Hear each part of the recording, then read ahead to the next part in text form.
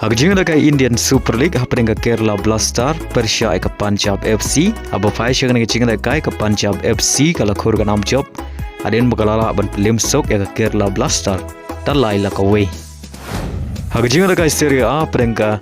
Juventus Persha ka Sassuolo hagne ching da kai boro artli ki ken hun ki khai da Marshigul adu bukor ka ching da kai Hagjinga kai haprenga AC Milan Persha ka Torino hagan ga jinga kai ka AC Milan kala khur ka nam job hadin bukalala bat Pynliem ya ka Torino dalai la ar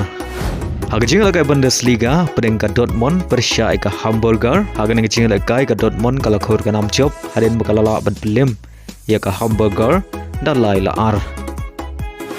Hagway pat ka jinga kai Bundesliga haprenga Bayern Munich Persha ka Union Berlin haba phai shagna ka jinga kai ka Bayern Munich kala khur ka nam job aden bukalala bat Pynliem ya ka Union Berlin da saul anon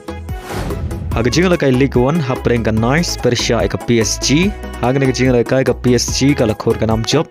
aden bukalala bat Pynliem sok ya ka Nice da saul anon baleng bagana ka jing job ka PSG kala Kiew Biang shaga Kyrdan ka Nyngkong hagami ikhin point Hagjinga kai Premier League haprenga Chelsea Persha ka Everton aba phai shagna ka jinga kai ka Everton kala khur ka nam job aden bukalala bat Pynliem sok ya ka Chelsea hadu lailanon Hagway pat ka jinga kai Premier League haprenga Brighton Persha ka Liverpool hagna ka jinga kai ka Brighton kala khur ka nam job aden bukalala bat Pynliem ya ka Liverpool da ar la ka way badia gini ki ar goal jong Brighton la ban tap leng ba well back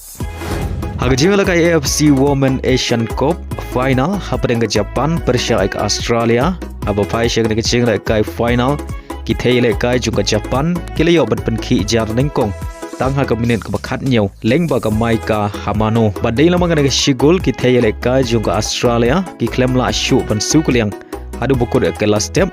bar kum juru hadu bukor ka khandai per minute bat san minute ka extra time haga ba ki thele kai jong Japan kilala bat Pynliem da shigulanon badi ora ai ka Namlahduh jong ka AFC Women Asian Cup ar hajar ar Pynliem